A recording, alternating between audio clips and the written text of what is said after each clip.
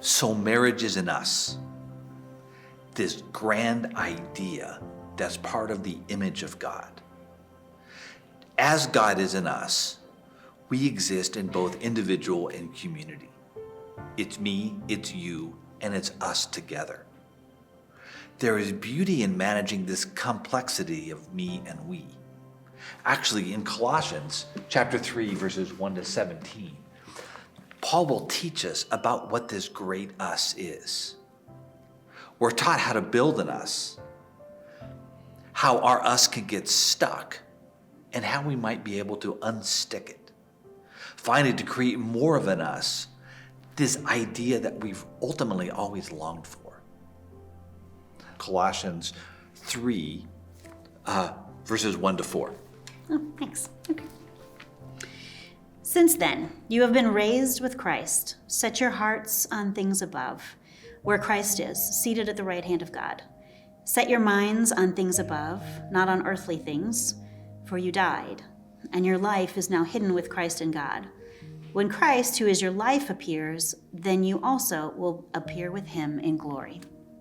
The us begins with a real clear statement of identity. It's who we are and what we're about. Paul uses the phrase that's all not that appealing, for you died. Death is the metaphor to show that we are going to be about no longer me, but about something bigger than me. I died to it, I relinquished, I let go of it, and I'm now holding on to, gripping and living in another space. The paradox of death is the way to conduct life as the theme that Jesus' message focused on. If we want to be first, we have to be last. If we want to possess, we have to surrender. When we marry, we are no longer just two individuals, but we are this us, this sense of I gave up this and I grasp onto that. C.S. Lewis explained this paradox in a way that even children could understand. He wrote in The Lion, Witch, and the Wardrobe, at that culminating moment, death itself would start to work backwards. In other words, when I take on the position of death, I'm creating a different kind of life. Marriage is a picture of our Christian life. The Christian life as a picture of death, of relinquishing, of giving this thing up. But we live here in the real world where things don't always go right. And we have laundry that never ends and honey-do lists that have more things added to them than they're able to cross them off. We have more bills than money coming in all the time. There's work stress, there's kids.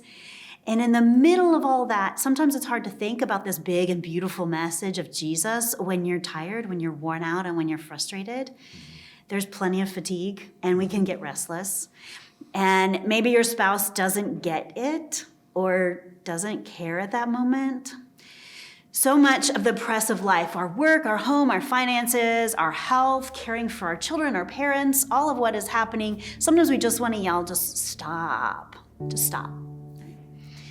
And then on top of that, we can read these things and feel like it's overwhelming. This is just adding to this pre-existing list of exhausting demands.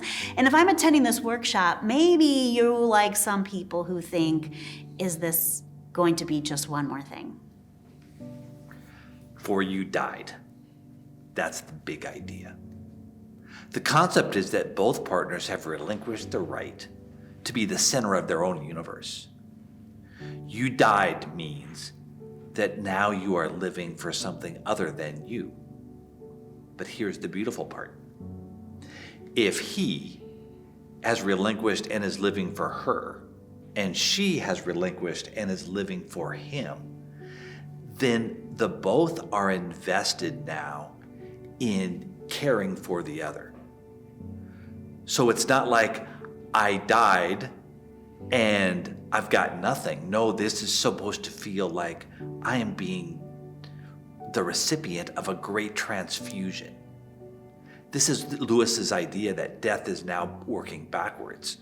I have died to the sense of self-centeredness, but you are feeding me and nourishing me and you are caring for me. I am caring for you because you've given up the demand of life yourself so that you become the recipient of my care. Paul continued to write, this time in Philippians chapter 2, 5 through 8. Think of yourselves the way Christ Jesus thought of himself. He had equal status with God. Here's the us, that Jesus and God the Father, of equalness. But he didn't so much think of himself as clinging to the advantage of that status.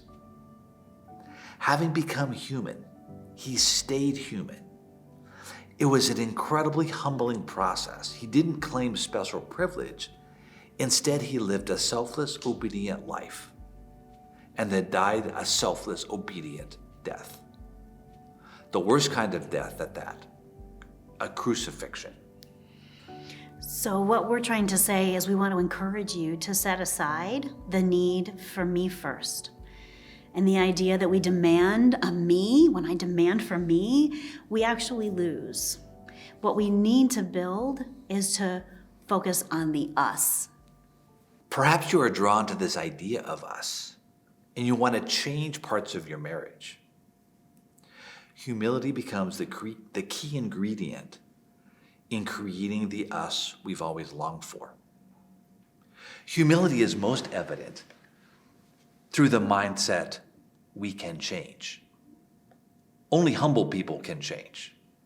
If we remain as we are, we show a type of pride that obstructs growth. It's like we can't go anywhere. I don't move. I don't change.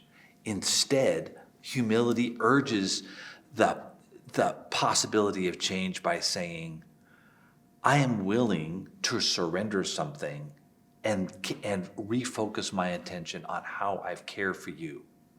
You are willing to surrender something and refocus your attention on how you care for me. This can be really uncomfortable. Vulnerability is not easy.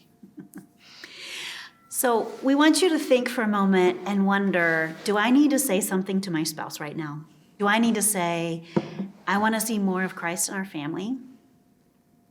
Do I need to say, I want to die to self and be raised with Christ together? I want to show you that that's the person that I want to be and that I'm available for that. I want to figure out what this will mean for us. Are you willing to see what God will do in your marriage if you put down yourself and make this kind of a commitment? There's a grasping of an idea, and we'll learn the activities of how this new idea can be formed and reshaped and altered in subsequent sessions. But for right now, we have to just get it of even what we're trying to accomplish. So leaders, as you close this session with prayer, possibly confessing that we often do not see Christ in our marriages, in our family, and then focusing on the Spirit to teach us about what it means to die to self. That can be such a cliche, but it's not supposed to be cliche-ish. It's supposed to be life-giving. There's the paradox. This is supposed to be the transfusion of new breath, that he, my husband, or she, my wife, is actually caring for me as though, or because I am more important, or you are more important than self.